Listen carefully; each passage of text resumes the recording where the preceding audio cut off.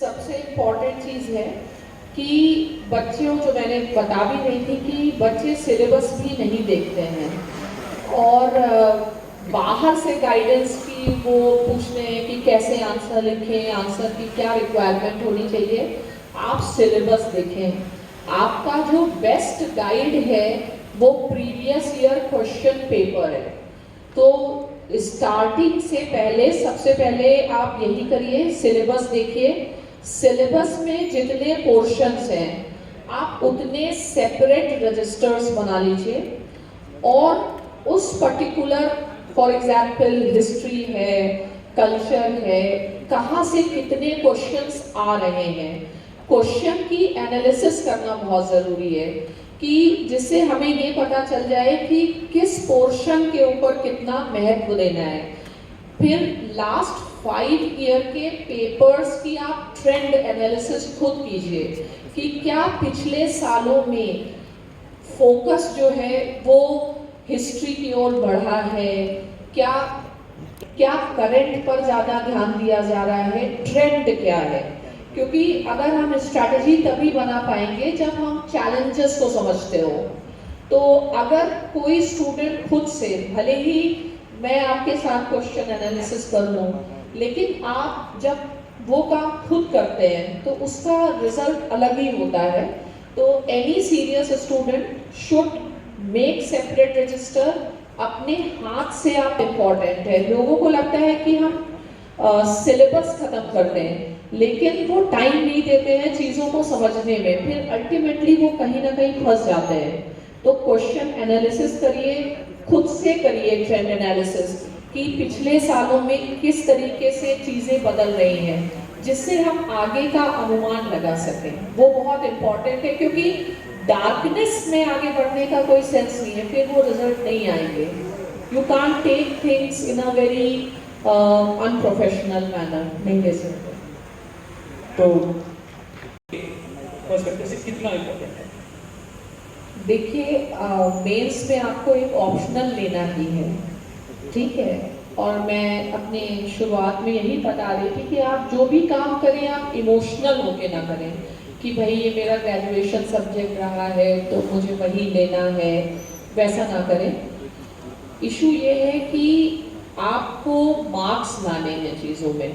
तो मार्क्स कैसे आएंगे, जिसके लिए मैंने ये भी बताया कि वही विषय ले जिसका एक पूरा इकोसिस्टम अवेलेबल है। मतलब क्लासेस हो, नोट्स हो। हमारे एक टॉपर थे मिस्टर दिनेश, 5th या 7th रैंक थी उनकी। तो उन्होंने बताया कि मेरा मेन रीज़न PSIR लेने का ये था कि मुझे लगा कि कम से कम एक जगह नोट्स हैं और उसके लिए मुझे भटकना नहीं पड़ेगा, क्योंकि टाइम बहुत इम्पॉर्टेंट है। तो आप PSIR लें, आप कोई भी सब्जेक्ट लें, लेकिन आप देखिए उसका इकोसिस्टम अवेलेबल है या नहीं है। अब अगर हम PSIR एक सब्जेक्ट के रूप में बात करते हैं तो सन 2012 से जब से UPSC का सिलेबस चेंज हुआ है तब से पॉलिटिकल साइंस का जो रिजल्ट है वो बहुत अच्छा रहा है। कारण ये है कि जो जनरल स्टडीज़ हैं, जनरल स्टडीज़ और पॉलिटिकल साइंस का जो ह्यूज ओवरलैप है। मैं ये भी कहूँगी कि पॉलिटिकल साइंस एक ऐसा सब्जेक्ट है जो आपके व्यक्तित्व पर भी प्रभाव डालता है। और व्यक्तित्व पर प्रभाव वो क्यों डालता है? क्योंकि it is called as a master science, it is one of the oldest disciplines. जब आप पॉलिटिकल साइंस पढ़ते हैं तो वर्ल्ड में जो one of the most well known philosophers हैं सिंस एंशिएंट टिल मॉडर्न, आप उनको पढ़ते हैं तो अल्टीमेटली आप उस चीज़ को भले रियलाइज नहीं करें बट इनडायरेक्टली आपके ऊपर उसका बहुत ज़्यादा आपकी पर्सनालिटी के ऊपर इफेक्ट पड़ता है। और हम वही बोलते हैं, हम वही लिखते हैं जो हम जानते हैं। फिर पॉलिटिकल साइंस में अगर हम देखें जनरल स्टडीज़ में 4 मेन पेपर हैं, लेकिन सबसे इम्पॉर्टेंट GS2 है। GS2 क्यों है? क्योंकि उसमें पूरा का पूरा ही पॉलिटी एंड गवर्नेंस है। अगर हम जीएस का पेपर 3 देखें तो उसमें इंटरनल सिक्योरिटी भी है, उसमें डिजास्टर भी है, उसमें इकोनॉमी भी है, उसमें साइंस एंड टेक्नोलॉजी भी है।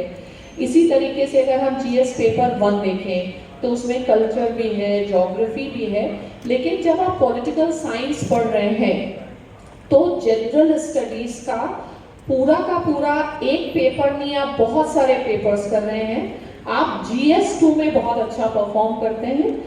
नेक्स्ट है जो एथिक्स का पेपर है, क्योंकि पॉलिटिकल साइंस में पॉलिटिकल फिलॉसफी का बहुत बड़ा रोल है, गवर्नेंस का रोल है, और इनफैक्ट एथिक्स और GS2 ये दोनों बहुत ओवरलैपिंग पेपर हैं।